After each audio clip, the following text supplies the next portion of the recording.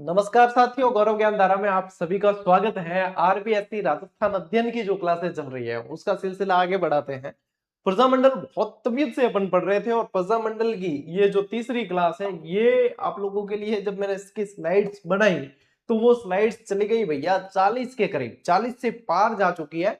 तो अभी अपन पढ़ेंगे तो कितनी जो है इस सेशन में कवर कर पाते हैं उतनी पढ़ लेते हैं ढंग से व्यवस्थित, और जितनी पढ़ लेंगे और यदि बाकी रह गई तो फिर नेक्स्ट क्लास में पढ़ेंगे और कोशिश करेंगे कि यदि ये समय पे हो जाती है तो इसी के अंदर पढ़ लें, ठीक है। लेकिन आप लोगों से मैं नियमितता जरूर मांगता हूं कि ये नियमितता है ना वो मुझे दे दीजिए, आप लोगों का सिलेक्शन पक्का है। चलिए, एक सूचना जो आप सभी को मिल चुकी होगी लेकिन नहीं भी मिली है तो मैं दे देता हूं। सबसे पहला काम जो करना है आप लोगों को वो ये कि ये देखो, ये किताब पढ़ने की इच्छा सभी की थी मन में, ठीक है, कि गुरुजी हम ये किताब पढ़ लें। लेकिन देखो, बहुत सारे बच्चे जो है इसको पढ़ रहे हैं फिजिकल रूप से लेकर, लेकिन अब अपन ने वह व्यवस्था कर दी कि आप फिजिकल रूप से इसको नहीं ले पाए, क्योंकि इसकी देखो जो प्राइस इसकी लागत लगी है वो तो इसकी लगेगी 286 रुपए के अंदर मिल रही थी, और ये जो है राजस्थान के 30,000 से अधिक बच्चे फिजिकल रूप से इसे पढ़ रहे हैं। लेकिन वे बच्चे जो इसको नहीं पढ़ पाए या इतने भी जो है रुपए खर्च नहीं कर पा रहे थे, उनके लिए इसके अंदर जितने प्रश्न है, जितनी व्याख्या, यानी कि इसके अंदर जो कंटेंट है वो पूरा का पूरा जो है आप लोगों को टेस्ट सीरीज के माध्यम से मैंने उपलब्ध करवा दिया है। तो जीजीडी ऐप पर जाओगे आप, आरबीएससी राजस्थान अध्ययन की टेस्ट सीरीज स्पेशल ऑफर दे रखा है आप लोगों को स्वतंत्रता दिवस का। मात्र कितने रुपए खर्च हो रहे हैं? 51। अब कई जना कहते हैं कि गुरुजी इसके अंदर जो है 9 रुपए और लग रहे हैं और हमारे 60 में पड़ रही है क्योंकि जीएसटी जुड़ रहा है। तो 60 में भी खोटी है क्या? 60 में भी क्या बुरी है क्या? 60 रुपए आप जाकर मार्केट में पानी पूरी खाकर आ जाते हो, कचौरी खाकर आ जाते हो, और उसमें जो है पूरी किताब का जो है कंटेंट आप लोगों को प्रैक्टिस के लिए दे दिया, 58 टेस्ट दे दिए, 2100 से ज्यादा प्रश्न है, उनकी व्याख्या है, और 1 साल तक उसकी वैलिडिटी, आप बार बार अभ्यास कर पाओगे। जितनी बार जचे उतनी बार अभ्यास कर लो और रट लो सारे के सारे प्रश्न, सारे की सारी डिटेल रट लो। 1 साल में कितने सारे एग्जाम निकालोगे? यदि 50 रुपए में 1 साल में आप लोगों के सारा का सारा कंटेंट मिल रहा है तो क्या खोटा है?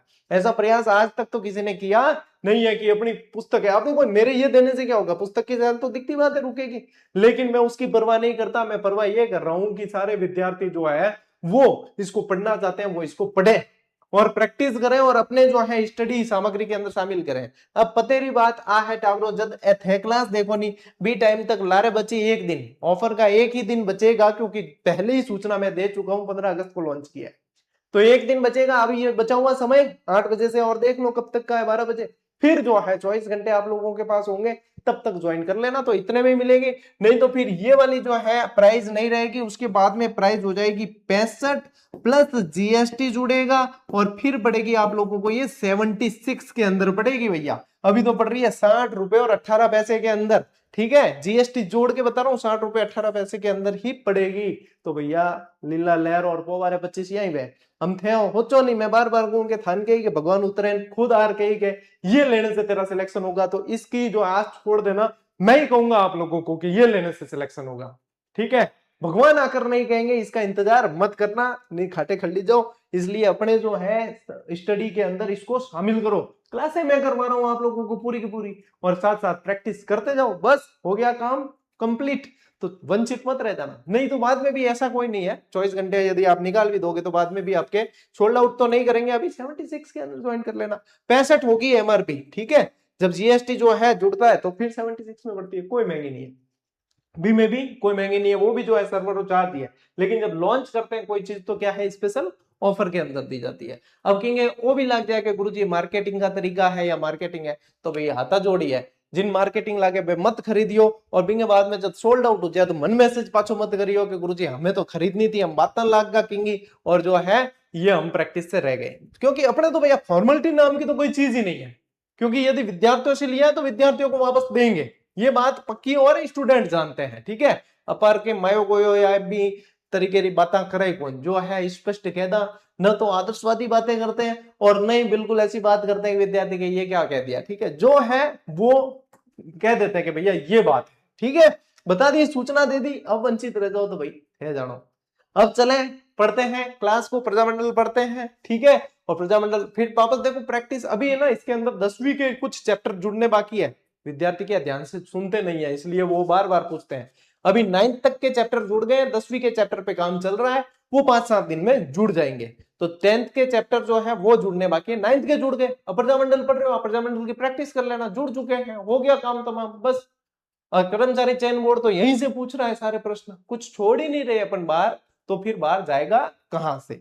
चलो भाई क्लास शुरू करते हैं। प्रजामंडल आंदोलन, काफी सारे प्रजामंडल अपन ने पढ़ लिए, प्रजामंडलों की भूमिका पढ़ ली, फिर प्रजामंडल अपन ने पढ़ लिया। अब पढ़ते हैं अलग अलग, जैसे प्रजामंडल को जो बाकी रह गए वो पढ़ लेते हैं। ठीक है टावरों, ध्यान सीधो सीधो आप रे क्लास मत है। ठीक है, देखिए कोटा में जन जागृति का सूत्रपात और पंडित नैनूराम शर्मा का योगदान। तो सब पहली प्रश्न तो वही आवे कि नैनूराम शर्मा जो है वो कहां से संबंधित है, तो कोटा प्रजामंडल संबंधित है, कटु संबंधित है कोटा। देखो शुरुआत, कोटा में जन जागृति का सूत्रपात लगभग 1918 ईस्वी से ही हो गया था और निवासियों ने विदेशी वस्तुओं का बहिष्कार किया और गांधी टोपी पहनने लगे। अब चूंकि वो असहयोग आंदोलन वाला एक लहर चल रही थी 1920-21 में, तो असहयोग आंदोलन ही शुरू हो गया था, तो फिर वो वाला जो है यहाँ पे 1918 के अंदर ही ये चीजें देखने को मिल गई। देखिए पंडित नैनूराम शर्मा जो है वो राजकीय सेवा का त्याग कर सार्वजनिक जीवन में प्रवेश करने वाले कोटा के पहले व्यक्ति थे। लीजिए भैया प्रश्न डायरेक्ट ही पूछ ले तो कोई नहीं कर सके, लेकिन पट्टी ऑर्डर तो करना भी पड़ी। तो नैनूराम शर्मा ही पहला व्यक्ति है जो सरकारी नौकरी त्याग करियो है और बिंगे बाद में सार्वजनिक जीवन में प्रवेश कर गए। ये देखिए आप तैयारी कर रहे हैं राजकीय सेवा में जान वास्ते, बी टाइम है राजकीय सेवा छोड़ और देशरी सेवा करता। देखिए और राजस्थान सेवा संघ के सक्रिय सदस्य भी बने थे, मोस्ट इंपॉर्टेंट है भैया। ठीक है, बेगार प्रथा का विरोध किया इन्होंने, सबसे पहले कोटा में बेगार प्रथा का विरोध करने वाले और इसके खिलाफ आंदोलन चलाने वाले नैनूराम जी थे। ठीक है, देखिए हाड़ौती प्रजामंडल सन पूछते हैं 1934, बताओ टावरों 1934 में कौन से प्रजामंडल का गठन हुआ?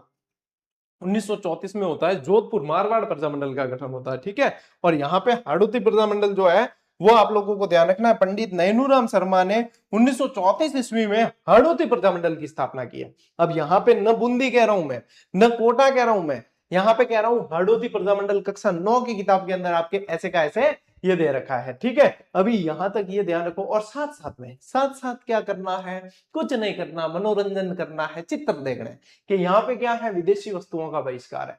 किसने किया? कोटा की जनता ने किया। यहाँ पे कौन है? पंडित नैनूराम शर्मा जी। कौन है? राजकीय सेवा का त्याग करके सार्वजनिक जीवन में प्रवेश करने वाले।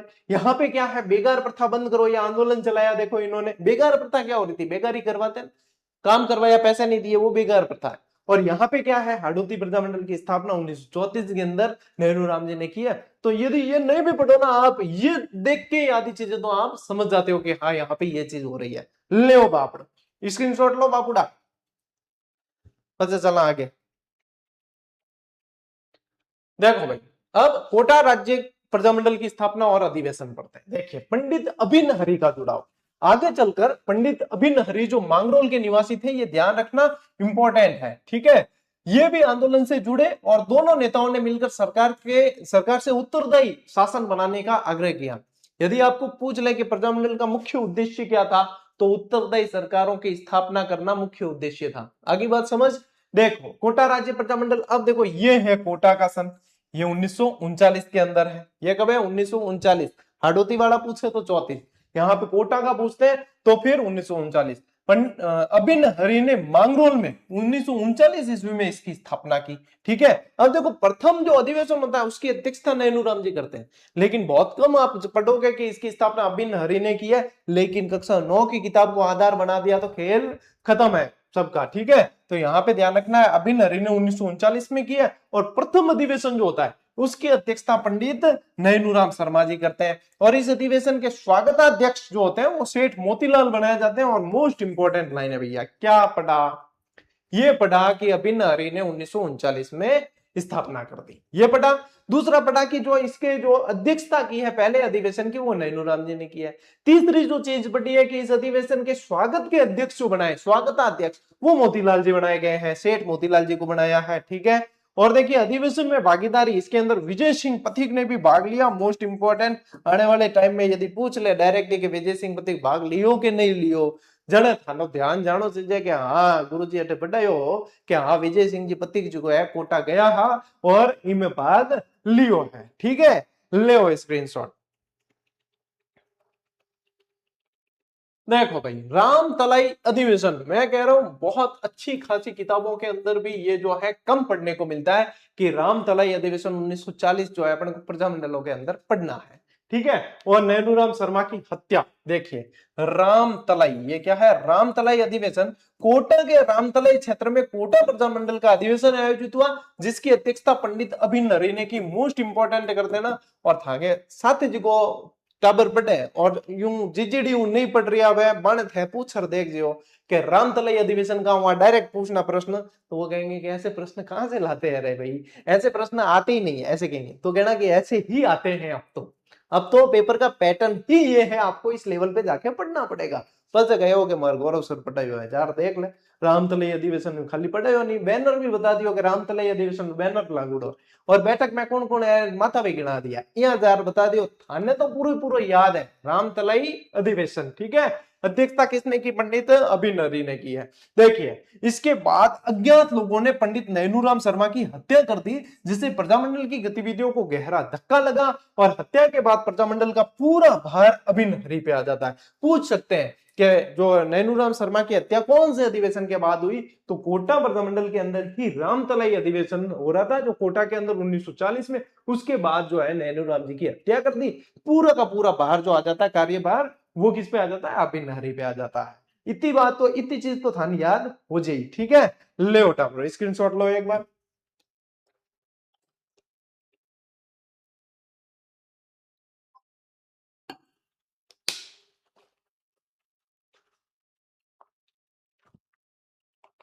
चलो भाई देखो, भारत छोड़ो आंदोलन और कोटा में क्रांति। ठीक है। अब भारत छोड़ो आंदोलन का समय क्या था, जिसको अगस्त क्रांति के नाम से भी जानते हैं, ये 1942 के अंदर हुआ है। ठीक है, जो 9 अगस्त 1942 को हुआ था। देखिए आंदोलन का नेतृत्व यहाँ 1942 में भारत छोड़ो आंदोलन के समय पंडित अभिनरी ने मोर्चा संभाला है, और इनके प्रमुख सहयोगी कौन थे यहाँ पे, तो मास्टर शंभुदयाल सक्सेना, नाथूलाल जैन, श्याम नारायण सक्सेना, सेठ मोतीलाल, वकील वेणी माधव और श्रीमती वेणी माधव। ये यहाँ पे जो नाम आए ना भैया, ये आप लोगों के जो है बहुत अच्छी तरीके से लिख लेना इनको और याद कर लेना। पूछेंगे कि कोटा प्रजामंडल से संबंधित कौन थे या नहीं थे। ठीक है। और छात्रों की भागीदारी देखिए, 1945 में विद्यार्थी भी आंदोलन में शामिल हो गए, जुलूस निकाले और आम सभाएं की, और प्रदर्शनकारियों पर पुलिस ने क्या किया, बाद में प्रदर्शन करने जाते हैं तब क्या होता है, लाठी चार्ज होता है। तो यहाँ पे लाठीचार्ज किया गया। देखिए जनता का शहर पर कब्जा हो जाता है। क्रुद्ध भीड़ ने कोटा शहर की कोतवाली पर कब्जा कर लिया और तिरंगा फहरा दिया, और कोटा की जो शहर बना के फाटक थे वो बंद कर दिए, और शहर में आने वाली सड़कों पर गड्ढे खोद दिए गए ताकि बाहर से कोई भी सैन्य मदद नहीं आ सके। यानी कि डिस्कनेक्ट करने का कार्य किया एक तरीके से कोटा शहर को, क्योंकि कोटा की कोतवाली पे जो है इन्होंने अधिकार कर लिया था। अब आओ चित्रों पे, ये देखो भारत छोड़ो आंदोलन का नेतृत्व किसने किया है, अभिनरी ने किया है। फिर देखो यहाँ पे क्या हुआ है, लाठीचार्ज हुआ है। फिर क्या किया, शहर की कोतवाली को अधिकार कर लिया और तिरंगा झंडा फहरा दिया। फिर क्या किया, फाटक बंद कर दिए, और देखो ये गड्ढे खोद दिए सारे के सारे। ठीक है, ये शहर के फाटक बंद कर दिए और गड्ढे खोद दिए ताकि बाहर से कोई भी सैन्य मदद आ ही नहीं सके। ठीक है, इस तरीके की घटनाक्रम चला है। लीजिए स्क्रीनशॉट।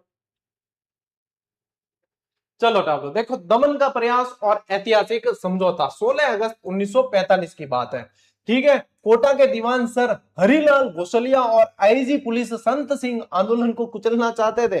भाई साहब मैं दावे के साथ कह सकता हूं कि बहुत कम लोग होंगे, बहुत कम विद्यार्थी होंगे जिन्होंने ये नाम पहले प्रजामंडलों के अंदर पढ़े होंगे। मैंने खुद ने नहीं पढ़ा है, और मैं इस चीज को मान रहा हूं कि मैंने खुद ने नहीं पढ़ा है, और पूछते भी नहीं थे, लेकिन आने वाले समय में पूछे जा सकते हैं, क्योंकि पेपर का लेवल अब जो है बदलने लगा है, पेपर का पैटर्न बदलने लगा है, तो अब अपन को ये पढ़ने पड़ेंगे। तो मैं तो भैया पढ़ा रहा हूं अब, और आप लोग पढ़ रहे हो, तो अपने दोनों का काम जो अपन कर रहे हैं, अब जो नहीं पढ़ा रहे और जो नहीं पढ़ रहे उन्हें भी इस लेवल पे आना पड़ेगा, जो बहुत जल्द आ जाएंगे। तो यहाँ पे ध्यान रखना है कि कोटा के दीवान सर हरिलाल घोसलिया और आईजी पुलिस संत सिंह थे जो आंदोलन को कुचलना चाहते थे, और कोटा के महाराव भीम सिंह ने पलायदास के सर ओंकार सिंह के माध्यम से जनता से 16 अगस्त 1945 को समझौता कर दिया। ठीक है, ये देखो दीवान सर हरिलाल घोसलिया है ये, और ये है आईजी संत सिंह, और यहाँ पे जो है सर ओंकार सिंह की मदद से ये समझौता कर लिया है यहाँ पे। ठीक है, और अधिकारियों को हटाया गया। समझौते के बाद महाराव ने दीवान यानी कि जो प्रधानमंत्री थे और आईजी पुलिस को दरबार से हटा दिया, यहां से कहा कि आप जो है यहां से चले जाइए, इनको अधिकारियों को यहां से हटा दिया। और इस आंदोलन के बाद प्रजामंडल के झंडे के नीचे कोटा के सामंत, नागरिक, किसान और मजदूर, छात्र सभी एक साथ आ गए थे। यानी कि ये देखिए प्रजामंडल का झंडा है और इसके अंतर्गत सभी जो है आ गए, मजदूर आ गए, किसान आ गए, सामंत आ गए, नागरिक आ गए, सभी एक झंडे के नीचे आ गए। ठीक है, लीजिए स्क्रीनशॉट। हाँ भाई, प्रजामंडल की कॉमिक्स के अगले चरण में अपन पढ़ते हैं राजस्थान में विलय और उपराज प्रमुख का पद। अब देखिए, देश आजाद होने पर कोटा के महाराव भीम सिंह ने राजस्थान के विलीनीकरण की प्रक्रिया में अत्यंत महत्वपूर्ण भूमिका निभाई है। देखो भीम सिंह कोटा अपन पढ़ते भी है ना, ये आप लोगों को मैंने सारे के सारे पढ़े हुए, उदय भी भोपा मान मान मान, ये ट्रिक से पढ़ाया था एकीकरण। तो उदय भान सिंह धौलपुर और भीम सिंह कोटा, तो यहाँ पे भीम सिंह जी कोटा जो है दूसरे चरण के राज प्रमुख भी रहे हैं। ठीक है, फिर देखिए उप राज प्रमुख, इसी सक्रिय योगदान के कारण महाराव भीम सिंह को पूरे राजस्थान का उप राज प्रमुख भी बनाया गया है। ठीक है, ये ध्यान रखना है। ठीक है, लीजिए स्क्रीनशॉट।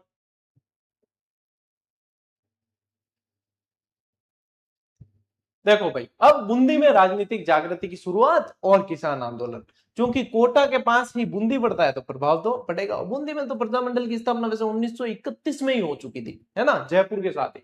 देखिए प्रारंभिक लक्षण, बूंदी में भी कोटा की भांति राजनीतिक जागृति के लक्षण पहले से दिखाई दे रहे थे।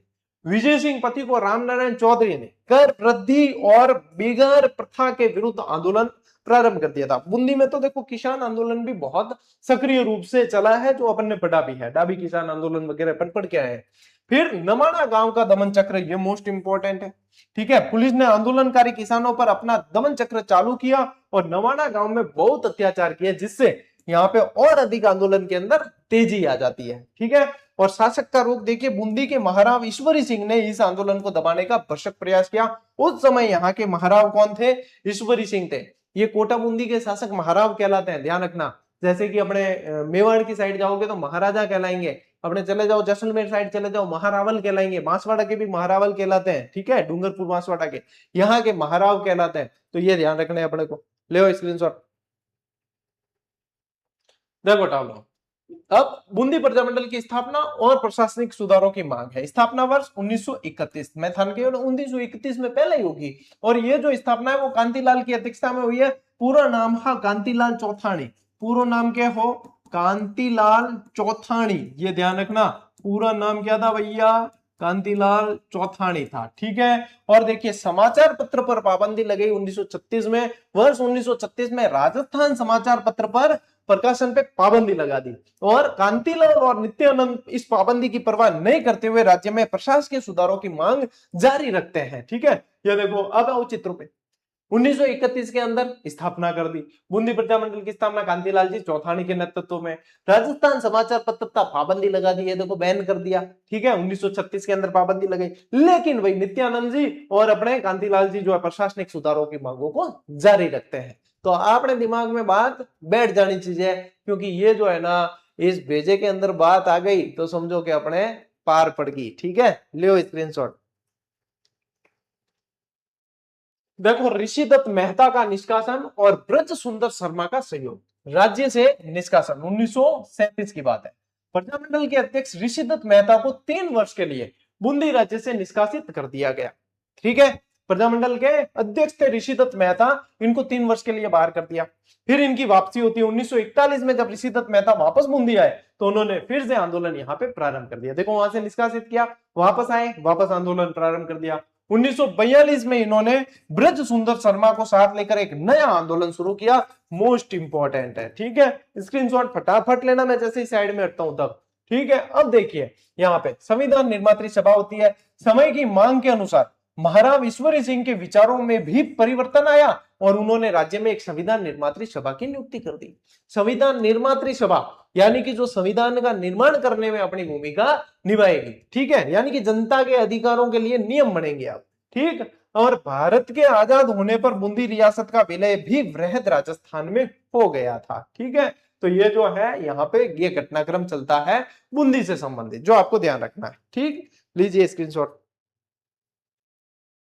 देखो भाई साहब, अब चलते हैं जयपुर, और जयपुर में तो भैया क्या जबरदस्त घटनाक्रम चलता है। जेंटलमैन एग्रीमेंट होता है, आजाद मोर्चा का गठन होता है, बहुत सारी चीजें जयपुर प्रजामंडल से संबंधित पढ़ने को मिलती है। ठीक है, देखो भाई एक एक चीज पढ़ना। पहला देखो, शुरुआत जयपुर में जन जागृति के कार्य जो श्री गणेश करने वाले थे वो अर्जुन लाल सेठी थे, है ना। अर्जुन लाल सेठी ने भी सरकारी नौकरी छोड़ी थी और कहा था कि यदि अर्जुन लाल सेठी सरकारी नौकरी करेगा तो इनको, ये अंग्रेजों को बाहर कौन निकले करे, हैं। ये कहने वाले कौन थे? अर्जुन लाल जी सेठी थे। अरे भैया, क्रांतिकारी बनाने की मशीन थे अर्जुन लाल सेठी तो, है ना। क्रांतिकारी मतलब इन्होंने तैयार किए हैं, ये ध्यान रख लेना। पूरी तरीके से प्रशिक्षण की व्यवस्था की थी इन्होंने, क्रांतिकारी हो गए। देखो, चरखा संघ की स्थापना 1927, अर्जुन लाल सेठी के बाद जमनालाल बजाज ने वर्ष 1927 में जयपुर में चरखा संघ की स्थापना की। ठीक है, जयपुर में चरखा संघ की। जमनालाल बजाज को गांधी जी के 5वें पुत्र कहा जाता है। ठीक है, ये भी ध्यान रखना। और जयपुर प्रजामंडल की स्थापना से संबंधित पढ़ते हैं। 1931 में जयपुर प्रजामंडल की स्थापना होती है, और स्थापना करते कौन है? कपूर चंद पाटनी करते हैं। ठीक है, कौन करते हैं? कपूर चंद पाटनी करते हैं। यह याद रखियो कि भगवान की जय बोलनी है और कपूर की जोत अपने को करनी है। तो ऐसे जय बोलनी है यानी कि जयपुर, और जय बोलते हैं तो जोत करते हैं, तो जोत में अपन कपूर लगाते हैं तो कपूर चंद पाटनी। यह याद रखना तरीको है, बाकी कोई भी अर्थ मत निकालियो। ठीक है, कार्य की प्रकृति देखिए, प्रारंभ में इस प्रजामंडल का मुख्य कार्य राजनीति न होकर केवल समाज सुधार रहा है। ठीक है, राजनीति करना उद्देश्य नहीं था, सिर्फ समाज सुधार करना था कि भैया हमारे समाज में जो है कुरीतियां फैली हुई है, इनको जो है दूर करके अपने जनता के अंदर सुधार कर लेते हैं। ठीक है, ले स्क्रीनशॉट।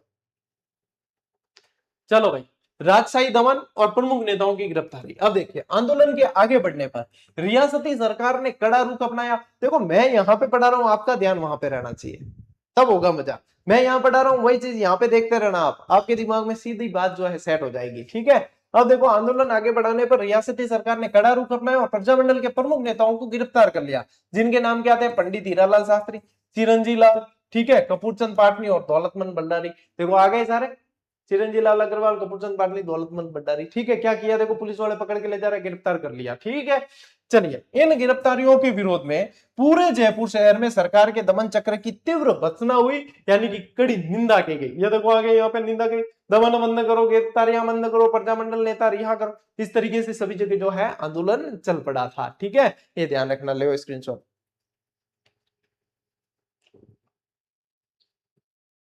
देखो भाई साहब, ऐतिहासिक समझौता और प्रजामंडल को मान्यता 1939 की बात है।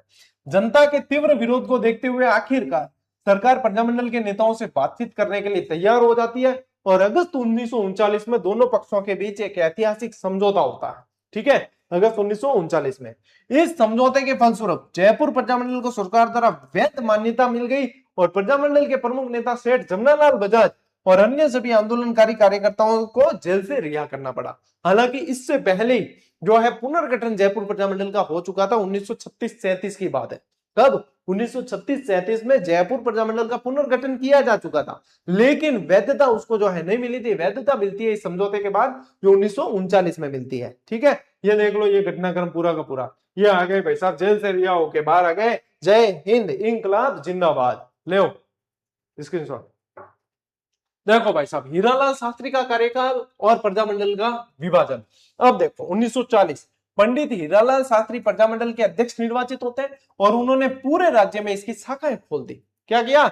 ब्रांचेज, सभी जगह जो है शाखाएं खोल दी। कब बनते हैं? 1940 के अंदर। ठीक है, तीसरा अधिवेशन होता है इसका नवंबर 1941, जो महत्वपूर्ण है। इस समय जयपुर प्रजामंडल का तीसरा अधिवेशन संपन्न हुआ, और 1942 का भारत छोड़ो आंदोलन, ये जो है इसको लेकर जयपुर प्रजामंडल के नेता आपस में मतभेद करने लग गए। इनके जो है विचार अलग अलग हो गए। ठीक है, क्योंकि हीरालाल शास्त्री जो है वो तो करेंगे जेंटलमैन एग्रीमेंट, लेकिन यहाँ पे जो बाकी के लोग थे जैसे बाबा हरिश्चंद्र वगैरह, वो नहीं चाहते थे, तो उन्होंने अलग से आजाद मोर्चा का गठन कर दिया। क्या हुआ घटनाक्रम अभी पढ़ते हैं। देखो, जयपुर महाराज द्वारा उत्तरदायी सरकार की मांग स्वीकार कर लेने के बाद शास्त्री जी आंदोलन के पक्ष में नहीं थे।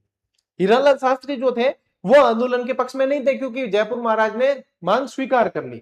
अब इसके कारण प्रजामंडल में दो वर्ग हो गए। एक वर्ग खुद को अखिल भारतीय आंदोलन के साथ रखना चाहता था, और दूसरा वर्ग शास्त्री जी का इनके पक्ष में नहीं था। यानी अखिल भारतीय आंदोलन कौन सा? जो भारत छोड़ो आंदोलन के पक्ष में थे, वो अखिल भारतीय आंदोलन के साथ में अपने आप को रखना चाहते थे। शास्त्री जी इसके पक्ष में उस समय नहीं थे कि जयपुर वालों ने क्या किया, महाराज ने अपनी मांग मान ली कि उत्तरदायी शासन की स्थापना कर देंगे। तो अब भैया पक्ष में कौन, इस बात को लेके जो है विचार इनके आपस में चेंज हो गए, अलग हो गए। ठीक है, स्क्रीनशॉट ले लो फटाफट। देखो फिर होता है जेंटलमैन एग्रीमेंट, मोस्ट इंपोर्टेंट कर देना इस पूरी स्लाइड को। ठीक है, देखो शास्त्री और इस्माइल समझौता भी कहते हैं, जो सितंबर 1942 है। तो इस्माइल यानी मिर्जा इस्माइल, ठीक है, जो जयपुर सरकार की तरफ से, जयपुर राजा की तरफ से मिर्जा इस्माइल है, प्रजामंडल की तरफ से हीरालाल शास्त्री है। देखो बाबा हरिश्चंद्र के गुट के दबाव में आकर, बाबा हरिश्चंद्र इनसे अलग हो गए थे, उन्होंने आजाद मोर्चा का गठन किया था फिर। ठीक है, बाबा हरिश्चंद्र के गुट के दबाव में आकर सितंबर 1942 में हीरालाल शास्त्री ने तत्कालीन प्रधानमंत्री सर मिर्जा इस्माइल को आंदोलन छेड़ने का अल्टीमेटम दे दिया। ठीक है, इसके बाद दोनों के बीच बातचीत जो है एक निम्नलिखित समझौता होता है। समझौते में क्या क्या होती है, ठीक है, यहाँ पे जो है मिर्जा इस्माइल को इन्होंने कहा कि हम आंदोलन छेड़ देंगे, इसलिए अपन जो है समझौता एक कर लेते हैं। तो समझौता क्या हुआ, युद्ध के लिए जयपुर राज्य सरकार अंग्रेजों को जन धन की सहायता नहीं देगी। ठीक है, जो युद्ध विरोधी यानी कि युद्ध के लिए जन धन की सहायता नहीं देगी। प्रजामंडल को राज्य में शांतिपूर्वक युद्ध विरोधी अभियान चलाने की स्वतंत्रता होगी। ठीक है, ब्रिटिश प्रांतों से आने वाले किसी भी आंदोलनकारी को राज्य में प्रवेश करने से नहीं रोका जाएगा। कहीं से भी आए आंदोलनकारी आ रहा है वो राज्य में प्रवेश कर सकता है, रोका नहीं जाएगा। ये शर्तें थी जेंटलमैन एग्रीमेंट की। जनता को उत्तरदायी शासन देने के लिए राज्य सरकार शीघ्र अतिशीघ्र कार्रवाई करेगी और प्रजामंडल महाराजा के विरुद्ध किसी भी प्रकार की सीधी कार्रवाई नहीं करेगा। ये पूछी जाएगी भैया आने वाले समय में कि निम्नलिखित में जो कौन सी शर्त जेंटलमैन एग्रीमेंट की शर्त नहीं थी या कौन सी शर्तें शामिल थी, ये चीजें ही अब प्रश्नों के रूप में पूछी जाएगी। तो ये 5 शर्तें है ना, घोट के पी जाना कि ये भैया पूछी जाएगी, मैं बता रही हूं पहला ही था। ले स्क्रीनशॉट। तो देखो आजाद मोर्चा और उसका भी आजाद मोर्चा अलग बना दिया था इन्होंने। देखो शास्त्री समझौते के बावजूद आंदोलन को जारी रखने के लिए आजाद मोर्चे के नेताओं ने आंदोलन चलाया, जिसके कारण उन्हें गिरफ्तार कर लिया। आजाद मोर्चा बाबा हरिश्चंद्र के नेतृत्व में गठित हुआ था। ठीक है, फिर बाद में वापस विलय भी होता है प्रजामंडल में। 1945 की बात है, जब जवाहरलाल नेहरू जयपुर आए तो उनके प्रयासों से आजाद मोर्चे का जयपुर प्रजामंडल में पुनः विलीनीकरण हो जाता है। यानी कि ये पूछ सकते हैं आपको कि आजाद मोर्चे का वापस प्रजामंडल में विलय किसने करवाया, तो वो जवाहरलाल नेहरू ने करवाया, ये ध्यान रखना। और बाबा हरिश्चंद्र के नेतृत्व में जो लोग अलग हो गए थे, भारत छोड़ो आंदोलन के समर्थन में थे, उन्होंने आजाद मोर्चे का गठन किया था। ठीक है, ले स्क्रीनशॉट। देखिए संवैधानिक सुधार और द्विसदनीय व्यवस्थापिका। देखो भाई, समिति का गठन होता है 1 अक्टूबर 1942 में। महाराजा ने संवैधानिक सुधारों का सुझाव देने के लिए एक समिति बनाई, जिसने 2 वर्ष में अपनी रिपोर्ट तैयार की। ठीक है, देखो समिति का गठन किया, वहां ऊपर देख लो, अक्टूबर 1942 बना दी समिति, 4 आदमी बैठे, महाराजा ने बनाई है। ठीक है, व्यवस्थापिका की स्थापना होती है। इसके फलस्वरूप 1945 ईस्वी में 2 सदनों वाली व्यवस्थापिका की स्थापना की गई। हालांकि दोनों सदनों में महाराजा का ही वर्चस्व रहा है भाई, है सारे की सारे, चिट भी मेरी पट भी मेरी, वर्चस्व महाराजा का ही है, लेकिन सदन 2 बनाए भाई। जैसे कि लोकसभा और राज्यसभा 2 सदन होते हैं, विधानसभा और विधान परिषद 2 सदन होते हैं, वैसे ही 2 सदन बनाए, लेकिन वर्चस्व जयपुर के महाराजा का ही था। ठीक है, अब देखो चुनाव परिणाम। प्रजामंडल ने चुनाव में भाग लिया और परिषद में 3 सीटों पर तथा प्रतिनिधि सभा में 27 सीटों पर विजय प्राप्त कर ली। किसने?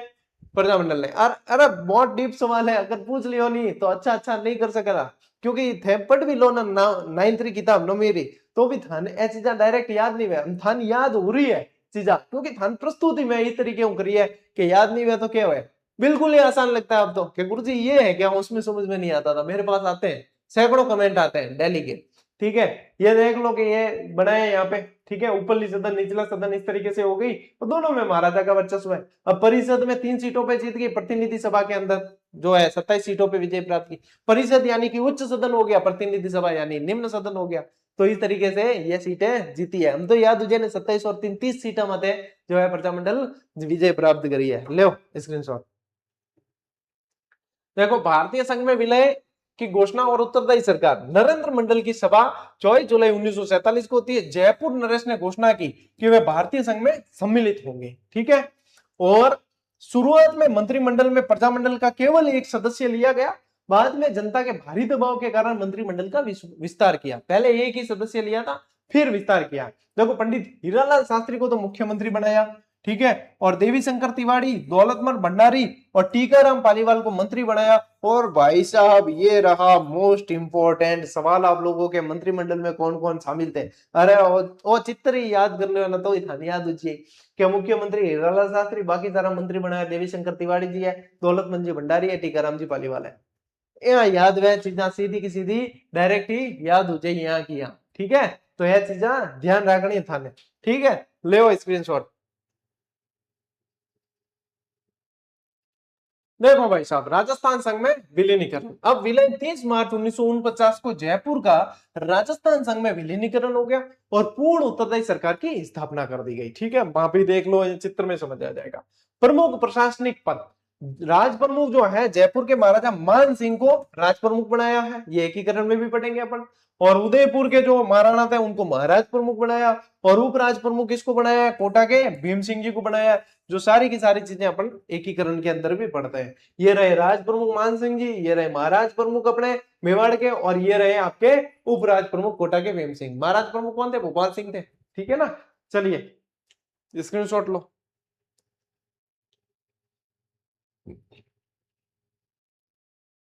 चलो अब देखो अलवर में जन जागृति का प्रारंभ और सामाजिक कार्य। यहाँ पे देखो अलवर राज्य की जनता में जागृति लाने का मुख्य कार्य पंडित हरिनारायण शर्मा ने किया है। किसने किया है, हरिनारायण शर्मा ने किया है, ध्यान रखना अलवर के अंदर। और सामाजिक संगठनों की स्थापना की इन्होंने, समाज सुधार और चेतना के लिए सामाजिक संगठन बनाए। कौन कौन से, एक तो बनाया अस्पृश्यता निवारण, एक वाल्मीकि संघ और एक आदिवासी संघ, जिससे क्या है कि भैया सभी को जो है समान रूप से अवसर मिले, सामाजिक समरसता फैले, इसलिए इन्होंने ये संगठन बनाया। देखो कौन कौन सा है, अस्पृश्यता निवारण संघ है, वाल्मीकि संघ है और आदिवासी संघ है, ठीक है, ये ध्यान रखना आपको। और रचनात्मक कार्य की इन्होंने राज्य में खादी का प्रचार किया और आम जनता को जागृत करने का भी प्रयास किया है। खादी उस समय क्यों बनाई जाती थी पता है क्या, खादी इसलिए बनाते थे क्योंकि खादी सस्ती पड़ती थी, खादी महंगी पड़ती थी वैसे तो, लेकिन स्वदेशी थी, खुद बना सकते थे चरखा काट के। खादी सस्ती नहीं पड़ती थी, सस्ते तो विदेशी वस्त्र पड़ते थे। लेकिन इसीलिए तो विजयवाड़ा आंदोलन के अंदर गांधी जी ने कहा था कि, एक कार्यकर्ता ने कहा भी था कि साहब आप कहते हो कि खादी पहनो स्वदेशी पहनो, लेकिन खादी पहरा क्या, खादी महंगी कितनी पड़ती है, इससे विदेशी कपड़े सस्ते पड़ते हैं। तब गांधी जी ने कहा कि भले कम पहनो लेकिन स्वदेशी पहनो। और तब से जो है ऊपर जो दुशाला धारण करते थे गांधी जी, वो भी छोड़ दी, सिर्फ जो है छोटी धोती पहनते थे लंगोट, वही पहनने का निर्णय वहां से लिया था। और फिर जो है लोगों ने चरखा काटना, खुद बनाओ, अपने वस्त्र खुद बनाओ और स्वदेशी यूज करो, इनको फंडिंग मत करो। अंग्रेजों को तुम फंडिंग कर रहे हो इसीलिए तो ये इतने मजबूत हो गए। तो फंडिंग बंद करने का सारा जुगाड़ था, असहयोग आंदोलन क्या था, अंग्रेजों की कमर तोड़ो। कमर कैसे टूटेगी, किसी की इकोनॉमी नष्ट कर दो उसकी कमर टूट जाएगी। कि अंग्रेजों की फंडिंग तो अपन ही कर रहे हैं, अपन फंडिंग बंद कर दो वो तो ऐसे ही भाग जाएंगे यहाँ से, अपन उनसे कोई चीज, ये है क्या, ये तो व्यापारी है, व्यापार करने आए थे। और व्यापार करने आए, इनको यहाँ पे कमजोर कड़ी मिल गई, राज करने लग गए। और कमजोर कड़ी क्या थी, अपनी आपसी फुट, अपनी आपसी फुट। आज देख लो थे यूट्यूब में कितना मास्टर पढ़ा हुआ है, बहुत कम मास्टर मिल ही था ने जो एक दूसरे तारीफ करता मिल जाएगा वो बढ़िया पढ़ा रही हो, बाकी सारा का सारा खुदरी सत्ता चलाने चाहेगा, मेरो राज चलना चाहिए, तुझे भले ठप है, ठीक है। बस तरीके सबके अलग अलग होते हैं, कोई आदर्शवादी बातों से कह देता है और कोई जो है सीधी कटु बातों से कह देता है। लेकिन आखिर में जो है बहुत कम आपको टीचर मिलेंगे जो कह देंगे कि नहीं मैं तो पढ़ा ही रहा हूं, लेकिन दूसरे वो भी सारे अच्छे पढ़ाते, कहीं से पढ़ो चाहे, बहुत कम मिलेंगे। तो वही चीज है, यही होता है कि जो है ये देखो अंग्रेजों ने कहा हाँ ये तो एक दूसरे के तो विरोधी है, इनको भिड़ाने दो, अब उसमें बढ़िया है भिड़ा सका, या अंग्रेज मजा ले लिया, फूट डालो राज करो। ले स्क्रीनशॉट।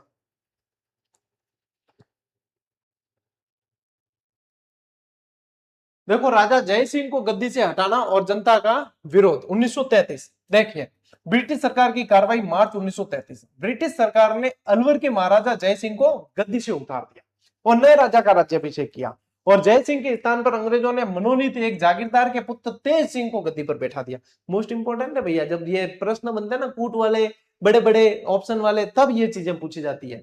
और इस घटना के विरोध में जनता ने एक विशाल आम सभा आयोजित की और राज्य सरकार ने दमन चक्र चलाते हुए हरिनारायण शर्मा और कुंज बिहारी लाल मोदी को अन्य प्रमुख नेताओं के साथ गिरफ्तार कर लिया। ठीक है, 4 नेताओं की गिरफ्तारी होती है, उसमें से 2 ये प्रमुख होते हैं। ठीक है, ये ध्यान रखना। चलो स्क्रीनशॉट लो। देखो अब अलवर प्रजामंडल की स्थापना देखिए 1938 में अलवर राज्य प्रजामंडल की स्थापना हुई, जिसका उद्देश्य उत्तरदायी सरकार की स्थापना करना था। युद्ध कोष का विरोध किया इन्होंने। राज्य सरकार द्वारा ब्रिटिश जो दूसरा विश्व युद्ध था, ठीक है, ब्रिटिश द्वितीय विश्व युद्ध कोष के लिए धन एकत्र करने का प्रजामंडल ने कड़ा विरोध किया कि भाई लड़ना तुम्हारे है तो हम पैसा क्यों दें, हम सैनिक भी दे, हम पैसा भी दे। तो इन्होंने विरोध किया था उस समय, ठीक है। और इस विरोध के कारण हरिनारायण शर्मा और उनके सहयोगी मास्टर भोलानाथ को गिरफ्तार कर लिया, जिसका आम जनता ने भारी विरोध किया है। और भारत छोड़ो आंदोलन का प्रभाव भी पड़ता है। राष्ट्रीय आंदोलन के आह्वान पर अलवर प्रजामंडल ने इस आंदोलन में सक्रिय रूप से भाग लिया है, ठीक है। ये ध्यान रखना है आप लोगों को। ये चित्र देखते रहना भैया, साथ में समझ में आ जाए, याद हो जाएगी चीजें। चलो भाई अब देखो प्रजामंडल का पहला अधिवेशन और किसान समर्थन। जनवरी 1944 में पहला अधिवेशन होता है और यह अधिवेशन भवानी शंकर शर्मा की अध्यक्षता में आयोजित होता है। मोस्ट इंपोर्टेंट कर देना, ठीक है। और जो है उत्तरदायी सरकार की मांग को पुनः इसमें दोहराया जाता है। फरवरी 1946 में क्या होता है कि उत्तरदायी सरकार बनाने के लिए प्रजामंडल ने एक बड़ा आंदोलन छेड़ा, जिसके तहत कई वापस गिरफ्तारियां होती है। उस समय गिरफ्तारियां बहुत जल्दी हो जाती थी और किसानों का समर्थन मिलता है। जून 1946 में प्रजामंडल ने अपनी गतिविधियों का विस्तार करते हुए किसानों के समर्थन में आंदोलन शुरू कर दिया, ठीक है। किसानों को समर्थन दे दिया प्रजामंडल ने, तो ये भी ध्यान रखना है आप लोगों को। लीजिए स्क्रीनशॉट। अब सांप्रदायिक दंगे होते हैं, जिसमें एनबी खरे की भूमिका देखो और मत्स्य संघ बनता है। आपको पता है एकीकरण का पहला जो चरण होता है वो मत्स्य संघ का निर्माण होता है, वो यहीं से आप लोगों को ध्यान रखना है। देखो अब सरकार से टकराव 1947 की बात है। प्रजामंडल और अलवर सरकार के बीच आपसी टकराव लगातार चलता रहा। इसी दौरान अलवर में सांप्रदायिक दंगे भड़क उठे, ठीक है। सांप्रदायिक दंगे क्यों भड़के? क्योंकि वहां पे मेवात क्षेत्र है, मेव मुसलमान थे और हिंदू भी थे, तो सांप्रदायिक दंगे भड़क गए, ठीक है। दीवान एन बी खरे पर आरोप लगते हैं। अलवर के दीवान एन बी खरे को इन सांप्रदायिक दंगों को भड़काने के लिए दोषी ठहराया जाता है। यहाँ पे पढ़ते जाना आप, ठीक है। ये महात्मा गांधी की हत्या का संदेह भी आता है यहाँ पे। तत्कालीन केंद्रीय सरकार को एक गहरा संदेह था कि महात्मा गांधी की हत्या में दीवान खरे की मिलीभगत है। और यही तो कारण है कि अलवर जो है बड़ा होते हुए भी अलवर का जो महाराज थे उनको राज प्रमुख नहीं बनाया गया था, है उदय भान सिंह धौलपुर को बनाया था, इनको नहीं बनाया था। क्योंकि इनके ऊपर तो ये जांच चल रही थी कि गांधी जी की हत्या में शामिल थे या नहीं। तो यहाँ पे ये भी ध्यान रखना है आपको, ठीक है। इस संदेह और कार्रवाई के तहत एनबी खरे को दिल्ली में ही नजरबंद रहने के आदेश दिए गए। और फिर क्या हुआ, मार्च 1948 इन समस्त राजनीतिक उथल पुथल के बाद मार्च 1948 में अलवर राज्य का विलय मत्स्य संघ के अंदर कर दिया, ठीक है। मत्स्य संघ के अंदर, यानी मत्स्य संघ में 4 रियासतें थी, एबीसीडी। एबीसीडी पता है ना, अलवर, भरतपुर, धौलपुर और कलौली, ठीक है। या ऐसे कहते हो अलवर, भरतपुर, करौली और धौलपुर, ये 4 थी। उसके अंदर अलवर को भी शामिल कर लेते हैं, ठीक है। ले स्क्रीनशॉट। देखो भाई साहब अब चलते हैं अपन भरतपुर, ठीक है। भरतपुर में जन जागृति देखो। भरतपुर राज्य में जन जागृति उत्पन्न करने वाले मुख्य नेताओं में जगन्नाथ दास अधिकारी और गंगा प्रसाद शास्त्री का नाम प्रमुख है। मोस्ट इंपोर्टेंट कर देना, बहुत कम जगह ये नाम पढ़ने को मिलते हैं। कौन है? जगन्नाथ दास अधिकारी और गंगा प्रसाद शास्त्री, ठीक है। और देखिए महाराजा किशन सिंह यहाँ पे थे। भरतपुर के तत्कालीन राजा अत्यधिक प्रगतिशील व्यक्ति थे। इनके प्रमुख कार्य क्या थे? इन्होंने हिंदी को राजभाषा का दर्जा दिया, गांवों और नगरों में स्वायत्तशासी संस्थाओं का विकसित किया। वे राज्य में उत्तरदायी सरकार बनाने के प्रबल पक्षधर थे। अब ये वो राजा निकल के सामने आए जो एक तरीके से प्रजामंडल की जो मांगे थी उनके अनुरूप कार्य कर रहे थे। बहुत कम राजा थे उस समय, तो इसलिए आपको महाराजा किशन सिंह जी को स्पेशली याद रखना है, ठीक है। लीजिए स्क्रीनशॉट। देखिए आप, राजशाही दमन अंग्रेजों द्वारा, ठीक है। महाराजा किशन सिंह के इन प्रगतिशील विचारों के कारण ब्रिटिश सरकार ने उन्हें गद्दी से उतार दिया और उनके स्थान पर बालक विजेंद्र सिंह को गद्दी पर बिठाया और शासन चलाने के लिए एक ब्रिटिश प्रशासक नियुक्त कर दिया। अब चूंकि इनकी जो अपने किशन सिंह जी थे, इनकी विचारधारा क्या थी? प्रजामंडल के नेताओं जैसी थी, इसलिए उनको तो गद्दी से उतार दिया और यहाँ पे जो है विजेंद्र सिंह को बना दिया जो अंग्रेजों के अनुरूप कार्य करें। और 1930 में भरतपुर महाविद्यालय कॉलेज के छात्रों ने स्वतंत्र रूप से स्वतंत्रता दिवस यहाँ पे मनाया है। ये भी ध्यान रखना, पूछ सकते हैं, ठीक है। मोस्ट इंपॉर्टेंट है, ठीक। लीजिए स्क्रीनशॉट। चलो भाई साहब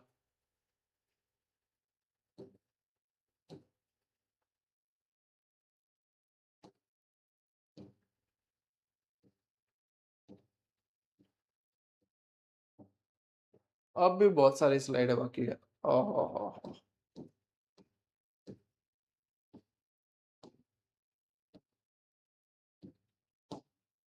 अब भरतपुर प्रजामंडल की स्थापना, ठीक है। देखिए स्थापना वर्ष और स्थल, भरतपुर प्रजामंडल की स्थापना राज्य के बाहर रेवाड़ी में की गई है, मोस्ट इंपॉर्टेंट है, ठीक है।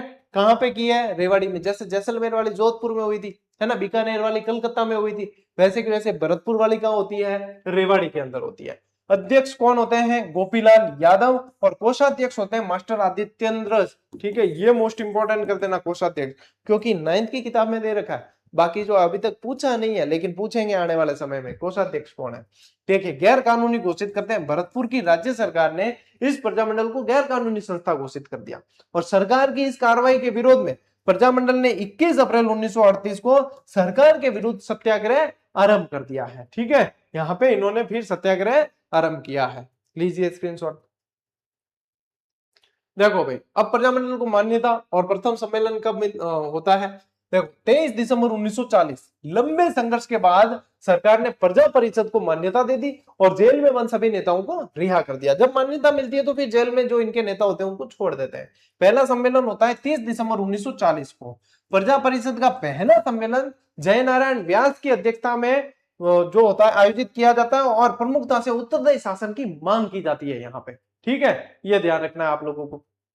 चलिए आगे बढ़ते हैं। अब ब्रज जन प्रतिनिधि समिति का गठन होता है और इनके चुनाव होते हैं। देखो 22 अक्टूबर 1942 जनता को रिझाने के लिए सरकार ने ब्रज जन प्रतिनिधि समिति के गठन की घोषणा की और इसके चुनाव होते हैं अगस्त 1943 के अंदर।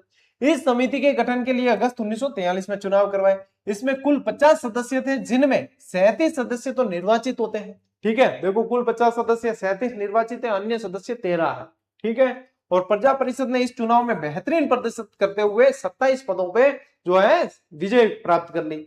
समिति के मुख्य नेता कौन थे? युगल किशोर चतुर्वेदी और उपनेता थे मास्टर आदित्येंद्र, ठीक है। और देखिए ये क्या करते हैं, प्रजामंडल को शीघ्र ही समझ आ गया कि यह समिति सरकार का मात्र एक ढकोसला है, जिसके बाद परिषद के सदस्यों द्वारा इसका बहिष्कार करना शुरू कर देते हैं। यानी कि एक सरकार का एजेंडा था, तो ये क्या करते हैं कि बहिष्कार करना यहाँ पे शुरू कर देते हैं, ठीक है, कि ये तो एक ढकोसला मात्र है। चलो स्क्रीनशॉट लो। अब प्रजा परिषद का दूसरा अधिवेशन जो 1945 को होता है, देखिए 23 मई 1945 बयाना में आयोजित किया जाता है। और प्रमुख मांग क्या होती है इस अधिवेशन में? पुनः उत्तरदायी शासन की मांग दोहराई जाती है और प्रजामंडल ने अपनी मांगों के लिए सत्याग्रह चालू कर दिया, जिसके जवाब में राज्य सरकार ने सभी नेताओं को फिर से गिरफ्तार कर लिया। पहले गिरफ्तार करते फिर छोड़ दे, फिर गिरफ्तार करते फिर छोड़ दे, यही चल रहा था। देखिए वायसराय वेवेल का भरतपुर आगमन होता है 1947 के अंदर, ठीक है। ऐतिहासिक तिथि है ये एक तरीके से 14 जनवरी 1947। भरतपुर आने वाले मुख्य व्यक्ति कौन थे? तत्कालीन वायसराय लॉर्ड वेवेल और बीकानेर के महाराजा शार्दुल सिंह भी आते हैं साथ में। कौन आते हैं? बीकानेर के महाराजा शार्दुल सिंह। उनके भरतपुर पहुंचने पर स्थानीय जनता ने व्यापक स्तर पर विरोध प्रदर्शन कर अपना तीव्र आक्रोश प्रदर्शित किया है और सरकार ने आंदोलन को कुचलने के लिए कड़ा दमन चक्र चलाया, सभी प्रदर्शनकारियों को जेल में डाल दिया, ठीक है। फिर इनको जेल में डाल देते हैं वापस। फिर क्या होता है? सांप्रदायिक दंगे और भारत की आजादी के समय की स्थिति होती है, यहाँ पे भी सांप्रदायिक दंगों का असर होता है। इसी दौरान अलवर के मेवों और जाटों में भयंकर दंगे भड़क उठे। 15 अगस्त 1947 को जब देश आजाद हुआ तब भरतपुर पूरी तरीके से सांप्रदायिक हिंसा में जल रहा था। फिर क्या होता है? मत्स्य संघ के अंदर 18 मार्च 1948 परिस्थितियों के नियंत्रण और एकीकरण की प्रक्रिया के तहत वे मत्स्य संघ के अंदर 18 मार्च 1948 को सम्मिलित कर देते हैं, ठीक है। लीजिए स्क्रीनशॉट।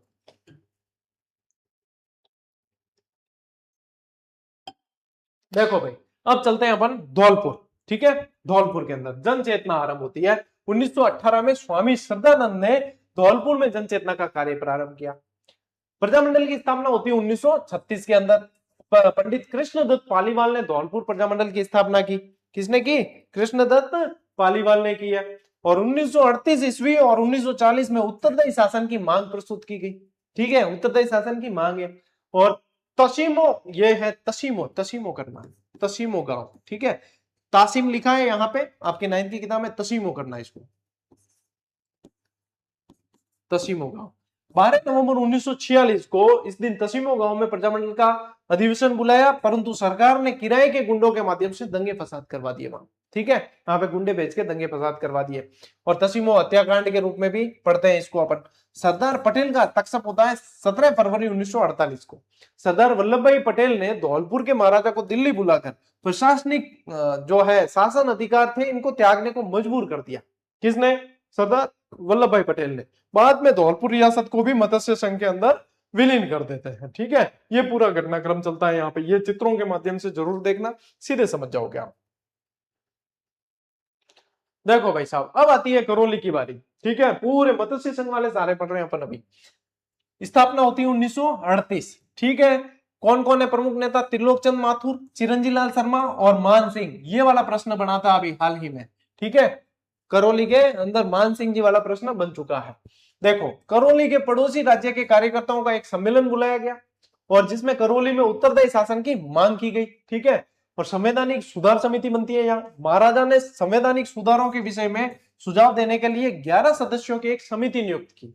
ठीक है, और प्रजामंडल ने इस समिति में जन प्रतिनिधियों को भी शामिल करने की मांग की, परंतु महाराजा ने इसे अस्वीकार कर दिया और कुछ समय बाद करौली रियासत का भी मत्स्य संघ के अंदर विलीन कर लिया जाता है, यानी विलय कर लिया जाता है। ठीक है, चलिए स्क्रीनशॉट लीजिए। अब अन्य राज्यों में जन आंदोलन देखिए। 20वीं सदी के दूसरे और तीसरे दशक में, यानी 1910 से 30 के बीच में बांसवाड़ा, डूंगरपुर, प्रतापगढ़, सिरोही, शाहपुरा, टोंक और कुशलगढ़ राज्यों में भी राजनीतिक चेतना का विकास होता है। झालावाड़ के राजा स्वयं प्रगतिवादी थे, उन्होंने जन चेतना बढ़ाने के लिए अनेक कदम उठाए हैं झालावाड़ के राजा ने। ठीक है, और विभिन्न राज्यों के प्रमुख जननायक और प्रजामंडल। बांसवाड़ा में भूपेंद्रनाथ त्रिवेदी ने यहाँ के भील बाहुल्य इलाके में जन जागृति पैदा की और प्रजामंडल की स्थापना की। ठीक है, ये ध्यान रखना। ये आपके लास्ट में ऐसे शामिल ही दे रखे हैं इसके अंदर। डूंगरपुर के अंदर देखो, भोगीलाल पांड्या, हरिदेव जोशी, गौरी शंकर आचार्य, शिवलाल कोटड़िया और भीखाबाई भील। मोस्ट इंपोर्टेंट कर देना, ये सारे के सारे नाम डूंगरपुर से संबंधित है।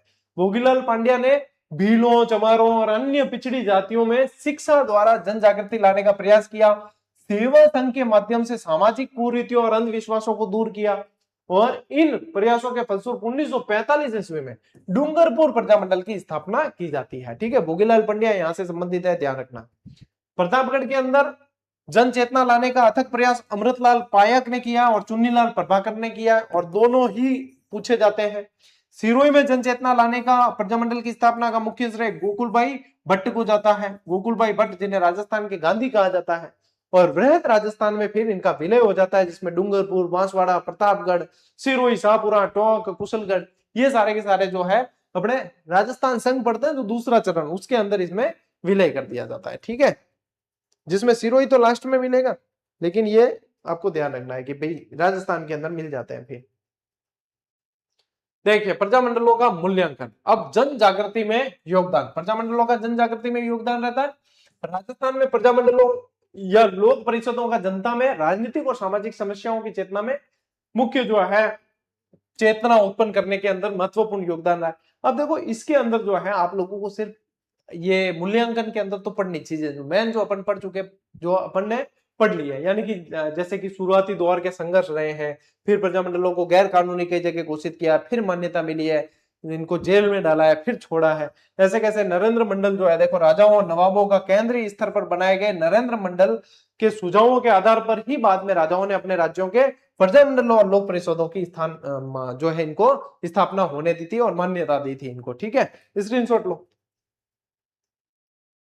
देखो, राष्ट्रीय आंदोलनों से भी जुड़ा हुआ, जैसे कि भारत छोड़ो आंदोलन राष्ट्रीय स्तर पे चल रहा था। ठीक है, उनसे जुड़ा हो गया।